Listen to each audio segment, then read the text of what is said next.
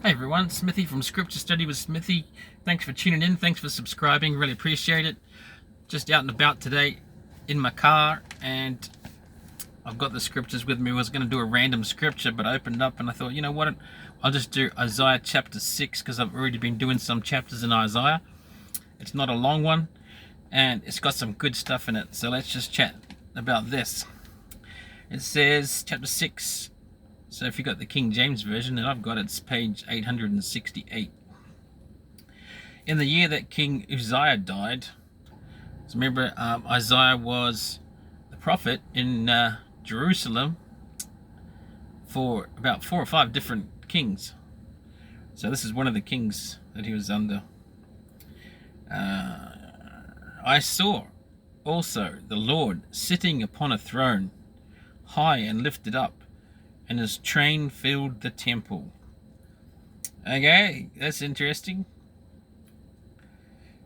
He sees the Lord sitting upon a throne, high and lifted up, and his train filled the temple.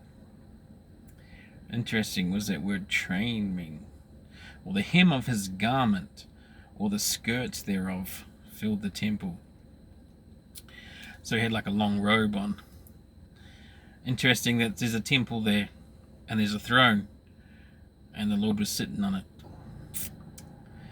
So this is, the prophets, they have visions, they have dreams, they have revelations, and usually it starts out with a revelation for themselves, to know who they are and who God is, and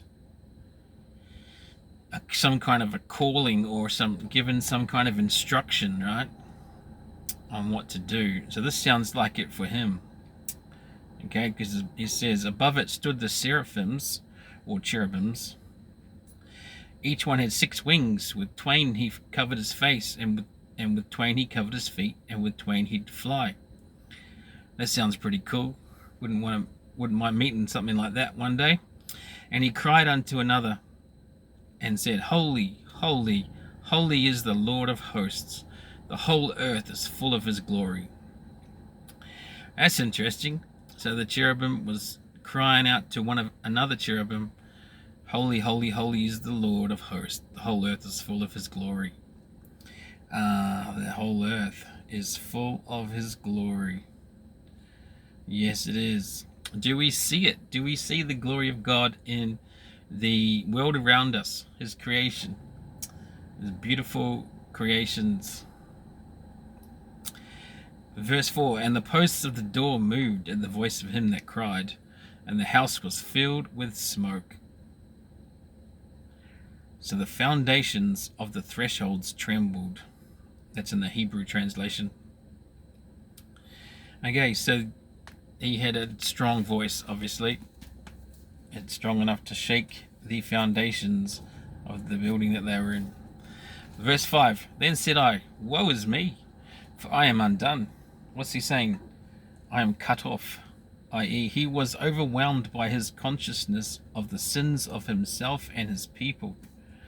Okay, so Isaiah was conscious of his own personal sins and the sins of his people when he had this vision of God. Well, that's interesting.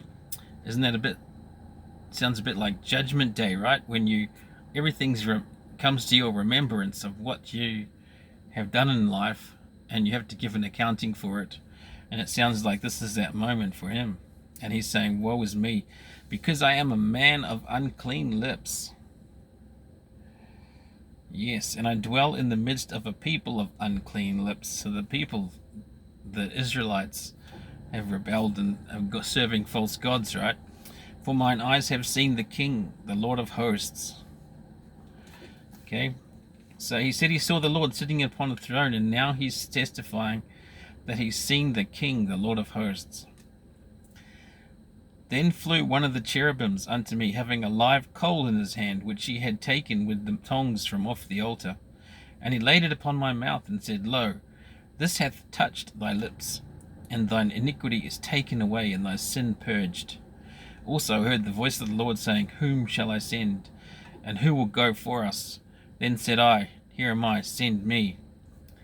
Okay, so interesting. He's meeting the Lord, sees the Lord, meets him in this vision, and he remembers all his sins, and the Lord cleanses him of his sin through this live coal that the cherubims placed on his lips or his tongue. So they took away his sin, so he was forgiven of what he had done, right? So this is kind of symbolic of the Lord forgiving Isaiah of his past wrongs. So now that he's worthy now to undertake the job that the Lord wants him to do. And it's interesting, he heard the voice. So after his sins had been purged, he heard the voice of the Lord saying, Whom shall I send? And who will go for us? All right. And then it's Isaiah that says, Here am I, send me. I don't know, for some reason when I was younger, I always used to think that was the Lord that said that. Here am I, send me. And he came down and did what he did for us. But it's not. It's Isaiah saying, in answer to the Lord's question, Who shall I send? And he says, Here am I, send me. And then the Lord said, Go and tell this people, Hear ye indeed. So, hear this message. So here he is. Like I said, he's been forgiven of his sins. Then he's been given this assignment from the Lord to go to his people and tell them to hear. Or is it? Yeah, it's got references into Matthew and Acts. It says, Hear ye indeed. We won't look them up. Haven't got time. Hear ye indeed, but understand not, and see ye indeed, but perceive not. That's pretty much what happened in the New Testament times, right? They heard the Lord preaching, but they understood it not, and they saw him doing miracles, but they perceived it not. Make the heart of this people fat, or hard-heartedness, it's saying here, and make their ears heavy, and shut their eyes, so like spiritual blindness, lest they see with their eyes and hear with their ears and understand with their heart and convert and be healed. See? Then said I, so this is Isaiah saying to the Lord, Lord, how long? And he answered, until the cities be wasted without inhabitant, and the houses without man, and the land be utterly desolate, and the Lord have removed men far away, and there be a great forsaking in the midst of the land. But yet in it shall be a tenth, and it shall return, and shall be eaten, as a teil tree, and as an oak, whose substance is in them, when they cast their leaves. So the holy seed shall be the substance thereof. What's he talking about there? 11a, it says, how long? So the prophet wonders how long men will be so, in the state of hard-heartedness, spiritual blindness, right? Until mortal man is no more. And then in verse 13 it says, i.e. A tenth shall return, and it'll be like a tree, though its leaves be scattered, life and potential to produce seed yet remaineth in it. I guess a good example. That's a good explanation of what that just said. So this is interesting to me. This is very prophetic of what happened. Okay, so here am I, send me, and then he's saying go. It's almost like Isaiah is having a vision of what the Lord's going to do, right? So it's like the Lord, he's saying, here am I, send me, but he's actually seeing the Lord saying that, and that the Lord's going to go down and tell the people and teach the people, but they're not going to hear, they're not going to listen, and they're going to be hard-hearted and spiritually blind, and they're going to be like that until the end of time.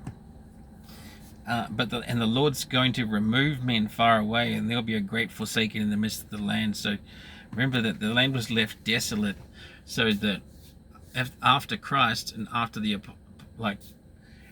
Romans just came through and flattened the temple, and no stone was left on top of another, right? And then the people were scattered all throughout the world, and the lost tribes were scattered right up into the north countries, right? And it says a tenth shall return. Okay, so even though they're scattered, they still had the potential to produce seed, like to multiply, and then the tenth would come back. So there would be like a remnant that would return. Interesting stuff in chapter 6 of Isaiah. Yeah. So I just think it's powerful that prophets saw God or saw the Lord in vision, and they shared it with us.